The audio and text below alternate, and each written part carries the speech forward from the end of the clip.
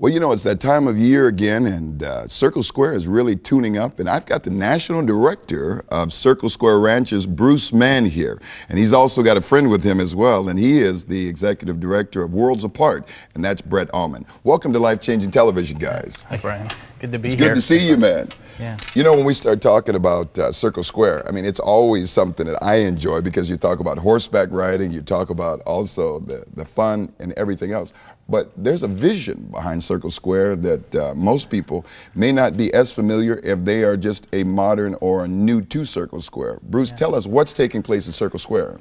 Well, these are interesting days. You know, Christian camping is an amazing ministry. There are literally tens of thousands of young people that come to know Jesus as Lord and Savior every year through Christian camps across the country, and Circle Square Ranch is a big part of that, and we've been doing that for over 30 years now. But you know, one of the things that we're really trying to do is expand what we're doing, not to change so much what's happening at the camp, right, but to help parents understand what's happening in their kids' lives.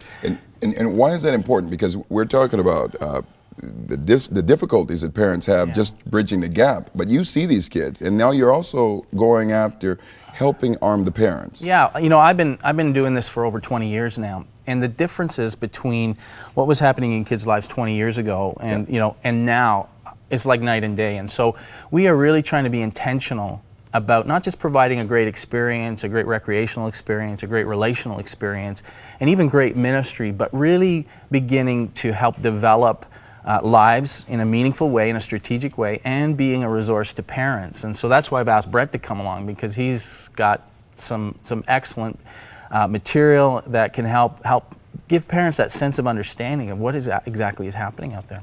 You know, I read a book by George Barna, and he was talking about, he said, I didn't just miss the boat, I missed the whole ocean.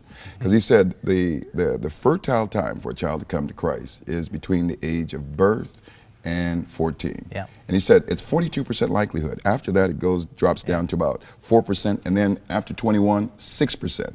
Now, Brett, you're no stranger to this. You speak to over 60,000 youth a year, and now arming their parents. You're going to be talking about some pretty significant things. Some of those topics: sexuality, violence, self-injury, pornography, and faith and culture. Just give us a background. Where'd you come from first? And I'd like to even touch on some of those if we could.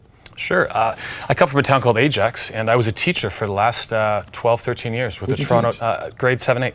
Wow. Love grade 7, 8. And so I taught in the Melbourne community of Scarborough for 12 years, and while I was teaching, speaking kind of began. You know, first year I think I talked twice, and the second year was 7 times, and it grew and grew to the point where I was teaching full-time, speaking full-time, and married with a pregnant wife and a 2-year-old at home, and that just wasn't good in any way, shape, and form. So 3 years ago I left my teaching job, and this is all I do now. I get a chance to travel to churches across the country, talking to students and parents now about issues I think we've really just forgotten to talk about in the church today. Well, you know, I love that because you were a teacher, and in the Melbourne area, if you don't know about the Melbourne area, that's actually a really challenging area. There's a lot of violence that we hear that is taking place with that.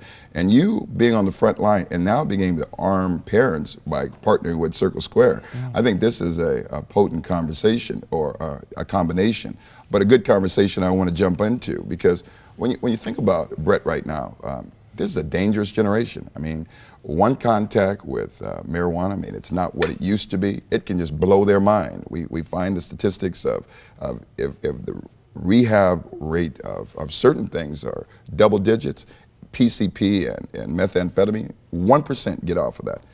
Tell us, when you start looking at violence and what are we looking at? What are we talking about? Give us a vocabulary. Self-injury. I think of all the topics I do, self-injury is probably the largest today. You know, a few years ago we were at 1 in 300 students dealing with self-injury. Globe and Mail last year, 1 in 5. Wow. And so that includes everything from cutting, which cutting would be it today. I mean, of the 4,500 emails on self-injury, most of those are students dealing with cutting, but anorexia, bulimia, binge eating, depression, suicide, all those things put together. We live, I think the word would be hurt. the students today are growing up in a hurt generation, with the destruction of the family, with all the pressures being put on them today. They're hurt in so many ways, shapes, and forms. And I think a lot of the drugs and alcohol come from that. It's the escape of trying to, how do I get out of the horrible life I'm living? And that's the way to escape. What I want to really do is to look at the root issues. The actions of self-injury are those things, but those come from our feelings. But our feelings come from that root issue, which I call our history or our story. Okay. If we're going to really help the students, we got to get to the root issue of what they're dealing with. Is it divorce? Is it, abuse or neglect or whatever else it is? Can we get to the root issue? Then we can begin to look at actually going down that road to hope and healing with them. Wow, I really believe that, because it says in 2 Timothy verse 22, flee youthful lust. There's just a natural curiosity with youth, but we always look at the fruit, and I believe if you not just look at the fruit, but if you look at what's taking place in the shoot, you'll see that there's some rot going on. But whatever's in the root, you'll see it in the shoot and it'll come out in the fruit. How did you sort of look at this, Bruce, as far as being a strategy with Circle Square?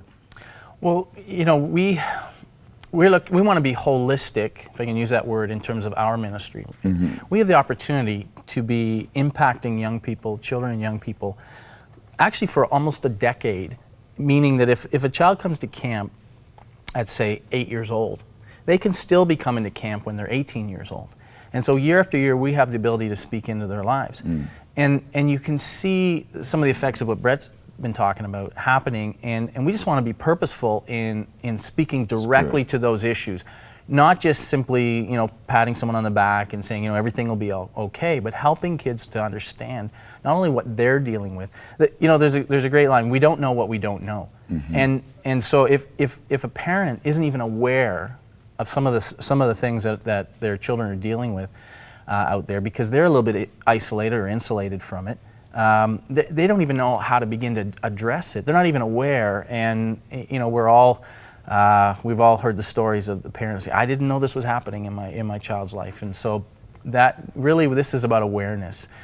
And with that awareness, Brett, how do you handle that? What are you going to be talking to parents about? If you can just give us sort of a sample of that, because when you talk worlds apart, sometimes it does feel like our parents and children are worlds apart.